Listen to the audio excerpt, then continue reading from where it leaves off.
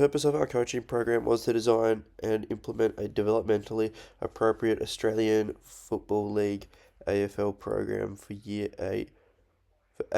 4 students. Our key objectives were to improve students' fundamental skills, specifically kicking, handballing, and goal kicking, as well as to enhance their overall game awareness, including their decision making, positioning, and teamwork during gameplay. To track skill progression, we implemented a benchmarking system involving pre-testing, mid-testing, and post-testing. This allowed us to evaluate improvement over time and adapt our coaching methods accordingly. In addition, one member of our group recorded 6 sessions to collect video footage, which we used to analyze the students' skill, execution, and inform our feedback delivery. My designated coaching role throughout the program was technical coach. This involved overseeing and leading drills to focus on refinement of technique aspects of AFL, especially handballing and kicking technique. I was responsible for identifying skill errors, providing corrective instruction, and ensuring all drills aligned with our program learning objectives.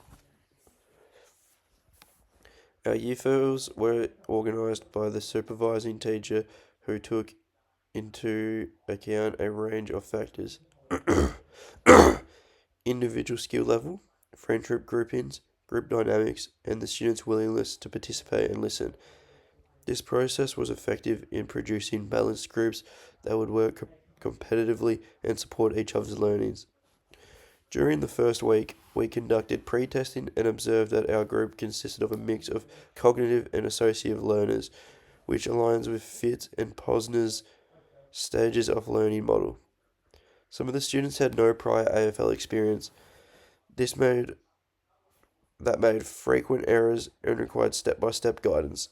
These learners were in the cognitive stage, which is characterized by reliance on external feedback, high error rates, and emerging understanding of skill execution. Other students, particularly Ollie and Judd, had a clear prior playing experience and showed more fluent movement and consistency in their skill performance. They were classified as associative learners, demonstrating an ability to self-correct, utilize instinct feedback, and respond well to positive reinforcement. Their movement patterns were more stable and they required less direction when completing familiar drills. Despite some differences in skill level and initial motivation, most students were keen to engage. We recognized that maintaining interest and motivation would be an essential, especially for those with minimal interest in footy. To address this, we embedded game-based learning strategies and challenge-based drills into each session to sustain engagement and encourage active participation. Our weekly sessions were grounded in a game-based learning approach, drawing from the teachings games for understanding. This framework places an emphasis on game sense, problem solving, and contextual learning over repetitive technical drills alone. Each session followed a consistent structure: warm-up, dynamic moving, skill-specific drills focused on kicking, handballing, goal kicking, with different variations of skill levels. And then we finished off with modified games, applied the skills in a small-sided invasion game to promote spatial awareness, decision-making, and teamwork.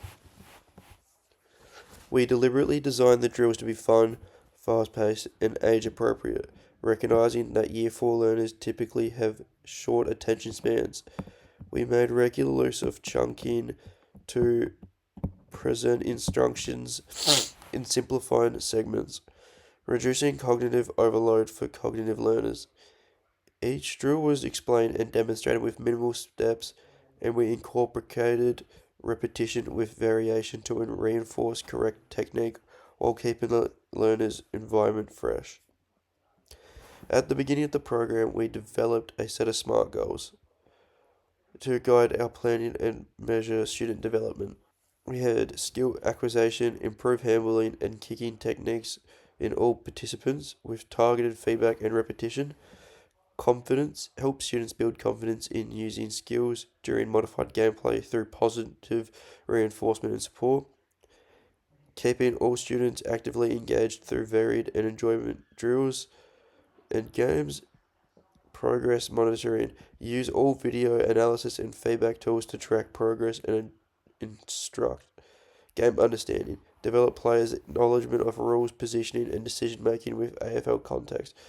These goals were revisited weekly to ensure our drills and feedback strategies remained aligned with students' needs and progress. A key element of our program was use of accurate, timely feedback, essential to the information processing model.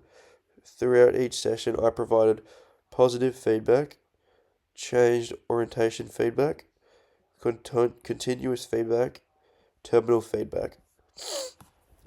This blend was supported both cognitive and associative learners. For beginners, feedback was crucial to guide early skill development. As learners progressed, we encouraged self-assessment and instant feedback, especially for those approaching the autonomous stage. By linking feedback directly to the learner's monitor output, I helped them understand what adjustments we needed. For example, during a kicking drill, if students consistently misdirected the ball, I provided external cues about their plant foot position and follow through, then allowed them to adjust and retry. Our coaching team adopted a differential approach, reconsidering that learners would benefit from tailored support. Cognitive learners received more instructional scaffolding, visual demonstrations, and simplified instructions, while associative learners were given advantage challenges and encouragement to reflect on their gameplay and techniques. We also divided our groups into smaller working groups based on skill level.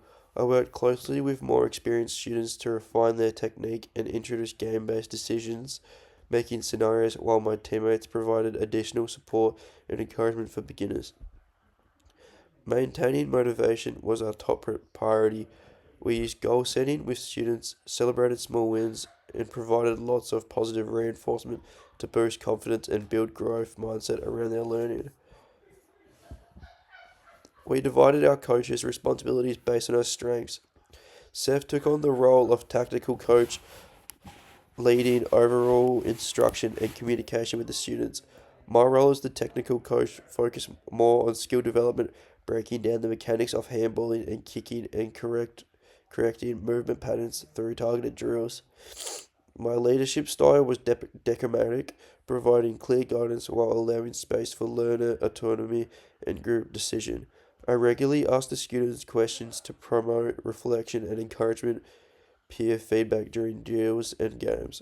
This created a collaborative learning environment where students felt empowered to experiment, learn from mistakes, and try again.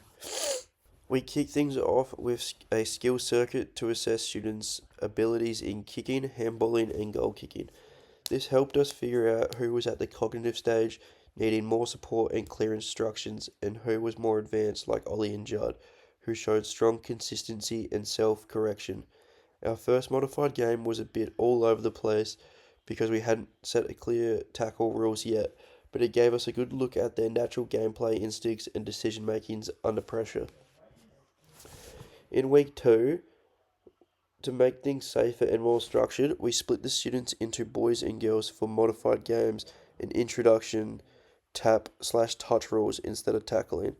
This gave everyone a better chance to focus on skill execution without worrying about contact. We also chucked instructions and ran short, fast-paced rotation drills, which worked really well with the Year 4's attention spans. The feedback this week was mostly terminal and specific, given after the drill, which helps students understand what to adjust overall. The changes gave beginners more confidence and led to noticeable improvements in game flow. At the halfway point, we repeated our skill assignments and saw big progress, especially in the associative learners. Beginners had a few errors and were starting to rely on instinct cues and to guide their movements. Things like adjusting their stance or follow through without being told. We refined our feedback this week by focusing not just on the outcome where the ball went, but also on the technique, how they kicked or handballed. Games were cleaner and students showed better spacing and smarter decision making under pressure.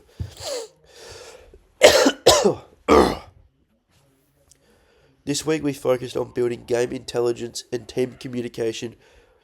We designed drills that encouraged movement into space, calling for the ball, and working as a team.